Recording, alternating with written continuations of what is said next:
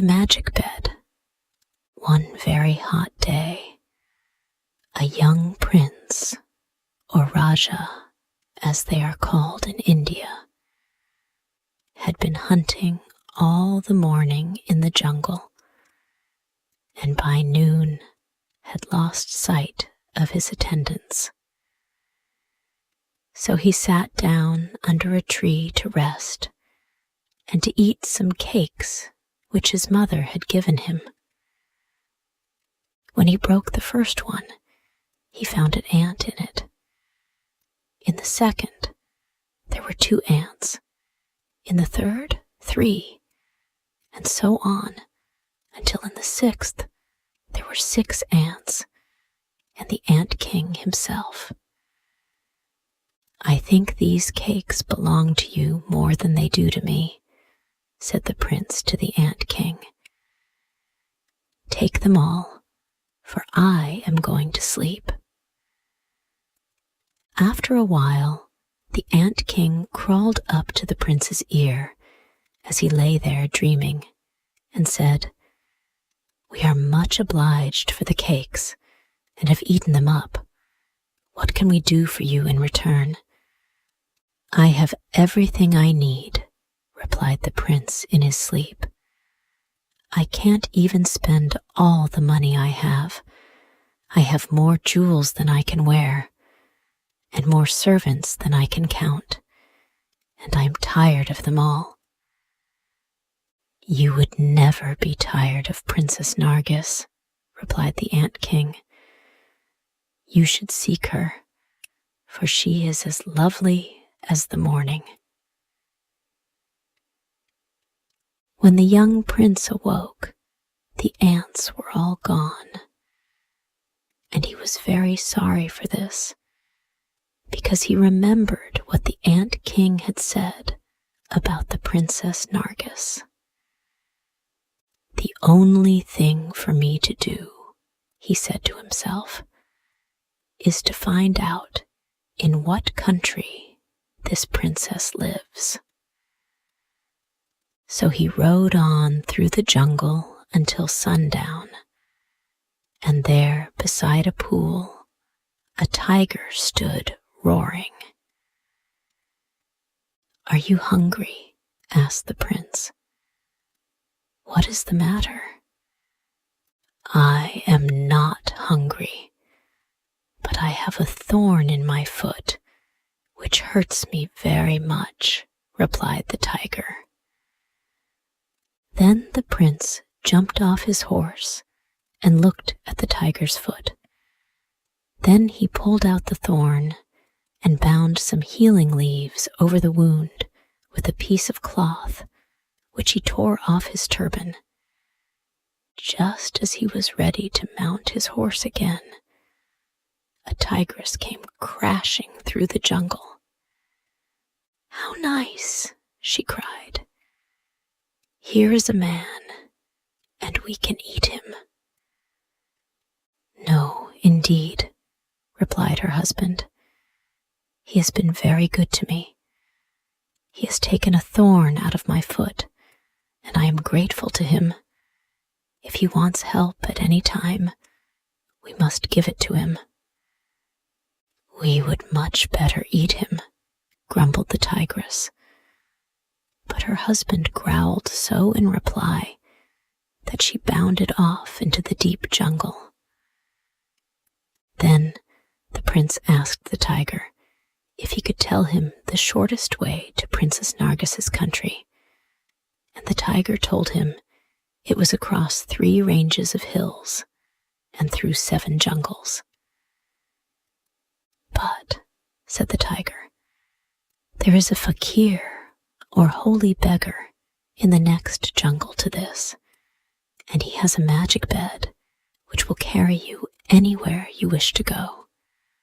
Besides this, he has a bag which will give you whatever you ask for, and a stone bowl which will fill itself with water as often as you ask for it. If you can get these things, you certainly can find the Princess Nargis." Then the prince was very much pleased and set out to find the fakir. He found him sitting under a tree on the edge of the jungle, his bed on one side of him and the bag and bowl on the other side. The fakir sat very still for a long time when he heard what the prince wanted, and then he asked, "Why do you seek the Princess Nargis?" "Because I want to marry her," replied the prince very earnestly. "Look into my eyes while I hold your hands," said the fakir. And as the prince did so, he saw that he was one who could be trusted. Then the fakir agreed to lend him the things and to take care of his horse until the prince came back. "Now lie down on the bed and wish yourself in Princess Nargis's country," said the fakir. And taking the bag and the stone bowl in his hands, the prince stretched himself on the bed. Then the prince said, "Take me to Princess Nargis's country." And no sooner had he spoken than off he went, over the 7 jungles and over the 3 ranges of hills. And in less than a minute, he was set down within the borders of the kingdom where the Princess Nargis lived.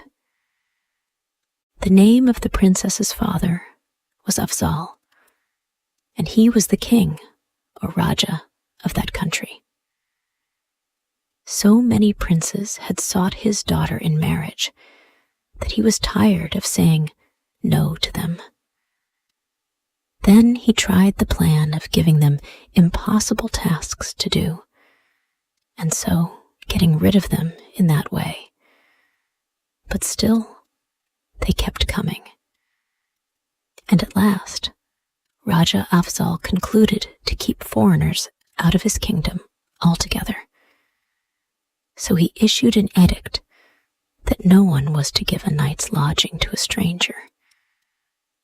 So when the prince came to an old woman's cottage and asked if he might spend the night there, she told him that the Rajah would not allow it.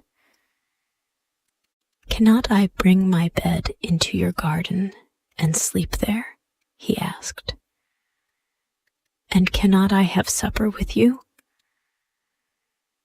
"I have nothing for supper but rice," said the old woman, shaking her head. But the prince pleaded so hard to let him come in that she consented, and he put his bag on her table. Then he spoke to the bag. "Bag, I want something to eat." And all at once, the bag opened, and there was a fine supper for 2 people. So the old woman ate with the prince.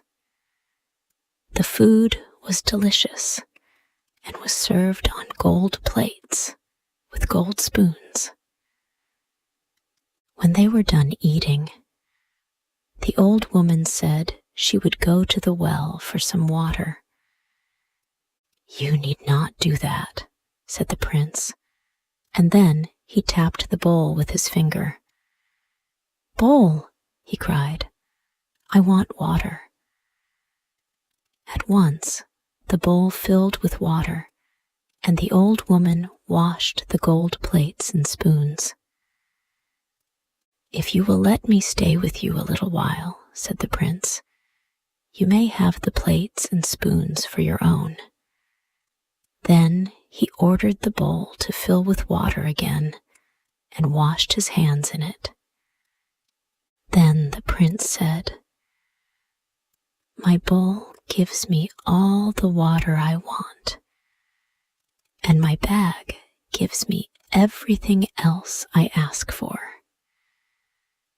They belong to a holy fakir, and he might be angry if you turned his things out of the house tonight.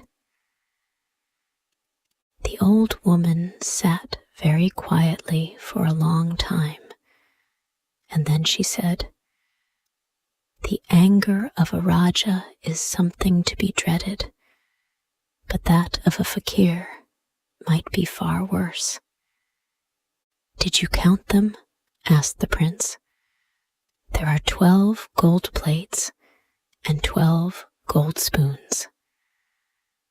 The old woman nodded and put them away under her bed. "You may stay," she said, "but be careful that the Rajah's soldiers do not catch you." By this time it was night, and the prince and the old woman sat in darkness, for there was no lamp in the house. "The Rajah does not allow lamps to be used," she said. "His daughter, the Princess Nargis, sits on the roof of her palace at night and shines so that she lights up the whole country." Just then, a beautiful silver radiance filled the room, and when the prince stepped outside, he saw that the princess was sitting on the roof of her palace. Her sari or dress was of silver gauze, and her dark hair floated almost to her feet. She wore a band of diamonds and pearls across her head, and the light that came from her was as beautiful as that of the sun and the moon and the stars together.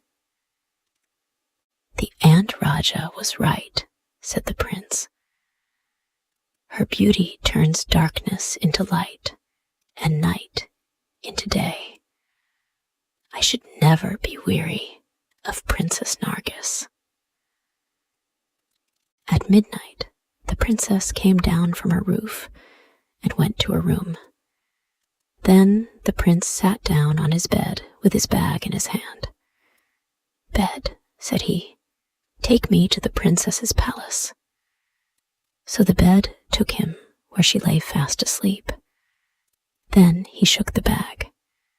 "Bag," he said, "I want a lovely shawl, embroidered in red and blue and gold." The bag gave it to him, and he spread it gently over the princess.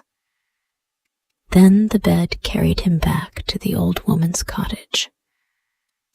The bag gave the prince and the old woman breakfast and dinner and supper the next day. And when night came, the princess again sat on the roof. This time, her sari was of white silk covered with diamond butterflies, and she shone more gloriously than before. At midnight, the princess went to her room again, and then the prince told his bed to take him again to the palace. He said to his bag, "Bag, I want a very beautiful ring." The bag gave him a ring set with rubies, which he slipped on the princess's hand as she lay asleep. And then when she woke, the prince told her who he was. When the princess saw what a noble, handsome young man he was, and heard that he was the son of a great Rajah, and that he was the one who had brought her the magnificent shawl the night before, she fell in love with him, and said she would tell her father and mother that she wanted him for her husband. Then the prince went back to the old woman's cottage. The Rajah Afzal, Princess Nargis's father, sent for the prince the next day and told him he might marry the princess because she wished for it, "But first," said he, "you must do this for me.